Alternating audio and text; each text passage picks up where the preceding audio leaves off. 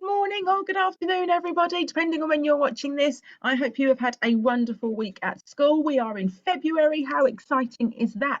And there are lots of events that happen in February. We've got Chinese New Year, we've got Valentine's Day, but my assembly today is all about the Winter Olympics, which actually this year is taking part in Beijing. You can see here is the main stadium, and there is Beijing 2022 for us to get our brains started today. So I wonder, do you know when the Olympics or when the Winter Olympics actually starts? So it actually starts on the 4th of February and goes all the way through to the 22nd of February. Now, usually we think about the Summer Olympics. Obviously, this assembly today is all about the Winter Olympics, which has very different sports. Now, there will be approximately 90 national Olympic committees expected to participate. So how exciting is that? People from all over the place, athletes from different cultural backgrounds, different countries, different places, different heritage, will all be together in Beijing taking part. And there will be approximately 2,900 athletes. What a staggering number. Not as many as in the Summer Olympics, but that is because there are less events in the winter ones. But it's still amazing. There are 2,900 athletes who have gathered in Beijing at the moment to take part. Now, actually, this is the first Olympics where the gender balance of athletes is quite balanced. So there are 55% of male athletes and 45% of the athletes are female. Now, usually there's a bit of an imbalance there. You can see there is still a 10% difference, but this is the closest the gender balance has been out of all of the Olympic Games, which is definitely something to celebrate. Now, there will be 109 different events taking place in 7 Olympic winter sports. So that's loads of things. So remember, it's not just the final we see all the heats, we see the semi-finals, all different things taking place. And they don't just do all the events in the first venue you saw on the first slide. Actually, there are 13 different competition venues which are taking place in 3 different regions of Beijing. Something we should also be celebrating is actually there were more than 1 million applications have been received for volunteer positions for the Beijing Games, because it takes such a lot to put these Olympic Games on. Not only does it take the Olympic Committee years in Beijing to organise, but also they have to think about people to be stewards, people to help give things out, maybe information leaflets, people to point people in the right direction. So there's about 1 million applications that were received for volunteers. Now, I know year 3 in particular are thinking a lot about volunteering and giving something back with their Young Leaders Award. So maybe that's something that could be something to aspire to in the future. Now, something we always think about when we consider the Olympics is the Olympic torch relay. And you can see here the torch being lit again. So Beijing is the first city, in fact, that welcomes the Olympic flame for both the summer and the winter editions of the Olympics. So Beijing has actually hosted the Olympic Games before. It was a summer event. So now they're the first city to have had the flame for both summer and winter.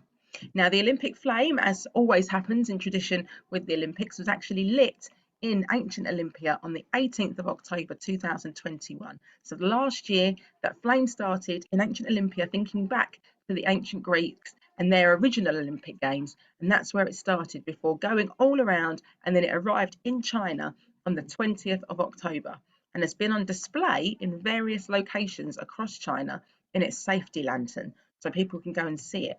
Now, the traditional Olympic torch relay will take place for the 3 days prior to the opening ceremony. So when you are watching this assembly, the Olympic torch relay will be taking place, and the actual ceremony to open the Olympics will be held on the 4th of February. Now, there'll be approximately 1,200 torch bearers who will carry the flame in 3 different competition zones. Now, I remember, lots of you won't remember, year 6s were very small when the Olympics came to the UK, and we had the torch come down into Southend. It came down Victoria Avenue, it came through the High Street, it ended up on the seafront. So some of us adults remember seeing the Olympic torch. Absolutely brilliant, and it would be fantastic for the people in Beijing to experience that as well. So I wonder if you can name some Winter Olympic sports. Now, I think we're pretty good at naming our Summer Olympic sports, but how many of the Winter Olympic sports can you name? See if you can come up with some as a class. Here you go. Look at all these different events. I wonder how many of those you can tick off that you named. Did you get figure skating? Did you get ice hockey? Did you get snowboarding? They're possibly ones you may have got. Did you get freestyle skiing? Did you get the Nordic combined? That sounds like something I'd like to take part in, a Nordic combined. Or did you get my personal favourite, the bobsleigh? I'm hoping a few of you got the bobsleigh. That's a good one. So things to watch, ones to watch in Team GB. It's really important that we think about who's actually in the team. I'm pretty good with our summer sports and our athletes. I have to admit, I wasn't very good at our winter sport athletes. So here are a few ones to watch in the Beijing Olympics. There's Katie Omerod, who actually is a really brilliant snowboarder, and people are tipping her for at least 1 or 2 medals in this season of a Winter Olympic Games. Then we've got Cornelius Kirsten, who is Team GB's first Olympic speed skater in 30 years. So he is definitely someone we've got to watch, because he's obviously been working really hard to do something that Team GB haven't represented in over 30 years.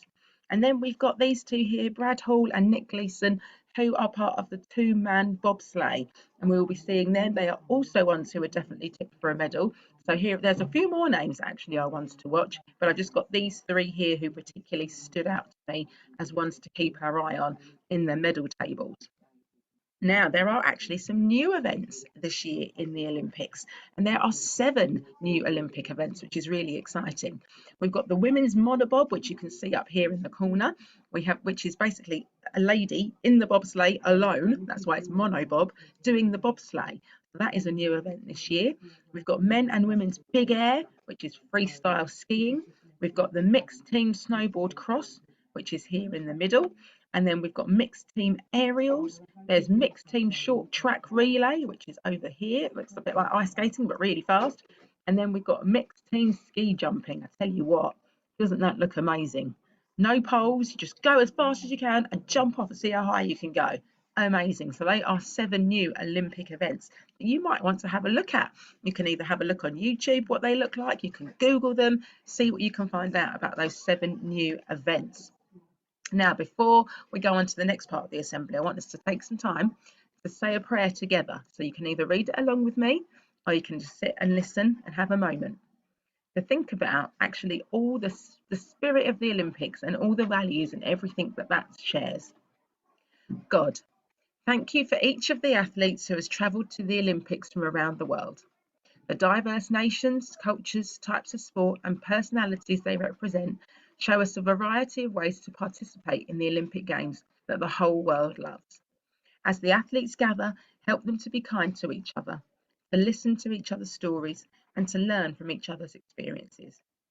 Give them the goodwill they need to compete with mutual respect and excellent sportsmanship. Through the power of your love, may you connect them in friendships and unify them as they work towards their goals together. When people watch the Olympics, may they be inspired by the spirit of your love at work in your global human family, and may that promote more peace in our world. Amen. I want you to take a moment to have a look at some of the words in that prayer.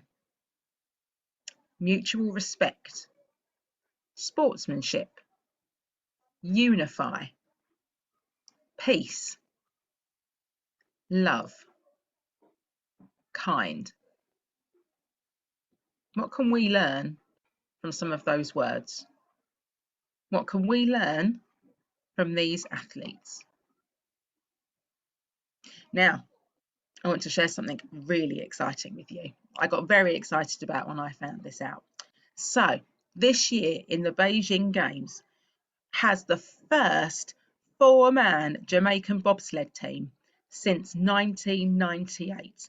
How amazing is that? Now, the reason why I am very excited about this is because I remember being told and watching a film about the original Jamaican bobsled team, who actually were in 1988. Here they are. I was 3 when they did this. So this is the original Jamaican bobsled team. Now, their story was so remarkable and so inspiring that actually it was made into a film, one of my favourite films ever when I was younger, called Cool Runnings. Your teachers might now be getting very excited, as might some of you. It's on Disney Plus. You can watch it at home.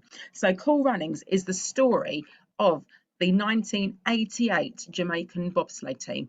Now, I will be honest, there's a few bits in the story the Disney version, that are a bit different to the actual story, but the whole inspiration and the whole power of strength and courage, all of those values of the Olympics are things that are definitely true to the story that you can watch in that film.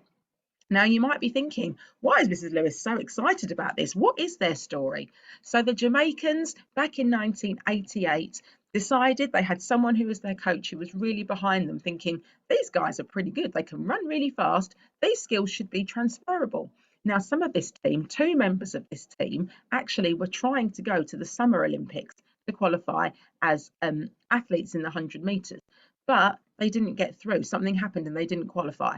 So their coach, this man, came along and said, do you know what? They could maybe do the Winter Olympics. They can run fast. You need fast runners for a bobsled team.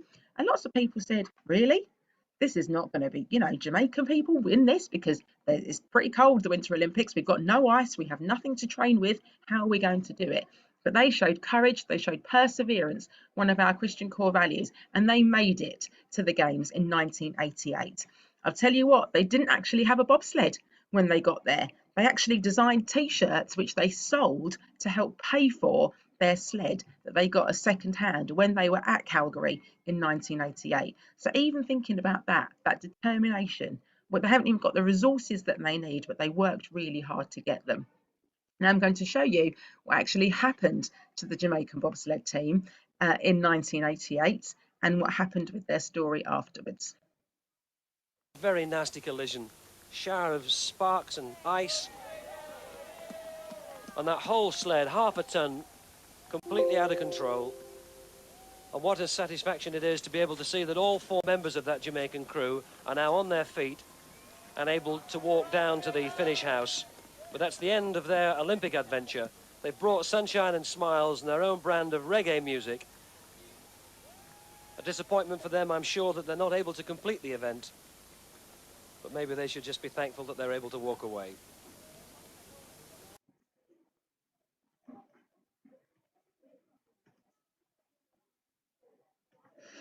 So what happened to the Jamaican team in 1988 is that unfortunately in their last race they had a really serious crash. But what was really inspiring about them is they didn't give up still.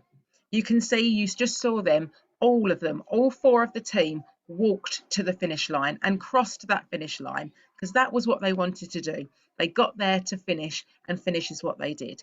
They showed determination, they showed courage, even when people looked at them and said, well, you're a bit of a joke. Clearly, you're not going to be very good at this. Look at these teams. They're really good. They've been training for years. You've been training for a few months. How are you going to do this? But they did not give up. And that is something that we should really hold on to as we go into today and each day going forward. Because the Jamaican team actually embodied all of the Olympic and the Paralympic values, and they are all on here. There will be a Paralympic Winter Games, just the same as the summer events. But have a look at some of these values. Friendship, determination, respect, excellence, inspiration, courage, and equality. The Jamaican bobsled team back in 1988 showed all of these values, and they are all values that we can demonstrate every single day. So I really hope you find some more facts out about the Olympic Games. Maybe you go home and watch Cool Runnings. Maybe you go home and read and watch some of the original story of the 1988 team. But actually, let's keep each and every one of these values to heart in everything we do and everything we say. Now, before I finish assembly, I want to quickly fill in everybody at Boston Avenue about something new and very exciting, because I know you would have seen in the corridor down by the staircase by Miss Wicker's classroom, you will have seen the bookcases from the library have been put out into the corridors. Now, the reason why they are there is because all of our children at St Mary's, you all love reading. And actually, we want you to have as many books as possible for you to read and share and enjoy. Now, I did a little prototype because my first bookcase with the special books on that go in this book, you have done so well with. You've been respectful, you have been responsible, you have actually kept up with writing in here when you borrow one to take home and when you bring it back. So because I've seen how responsible and respectful you have been, that's why we've put all those other bookcases out there for you, and you have another book to sign any library books out. So you've got the library book record, which is done in exactly the same way. So you'll open it up, you'll put your date, your name, the title of the book, and you give it a tick when you bring it back. Now, these are on a little table at the end of the stairs. Now, underneath that table is a box. So when you bring your book back, if it's a library book, you can put it in that box underneath. You know that with our special books that inspire and challenge and celebrate, we put those straight on the bookcase because they're quite easy, aren't they? Because it faces out and you can see where everything is. Now, I've got some very handy children who'd like to be librarians, I think, from year 5 and 6, who are going to help every day to put the books back from the box onto the bookcases. But what we need is for each and every one of you to remember about how to be respectful and how to be responsible to ensure that everybody in our school can enjoy the books. I will also say at this point that the coloured book band boxes are looking very, very bare. They're like Mother Hubbard's cupboard. So what we need is for you to bring back your reading books you've got in your house, that you've got in your bag. If they've got a coloured sticker on, they need to be back so that other children can read and enjoy them as well. And if you've got any library books stashed away at home, make sure you bring them back and put them in that box for us as well. So I'm going to keep checking to see how well we're doing with all of those things. I wish you a wonderful weekend and I will see you soon.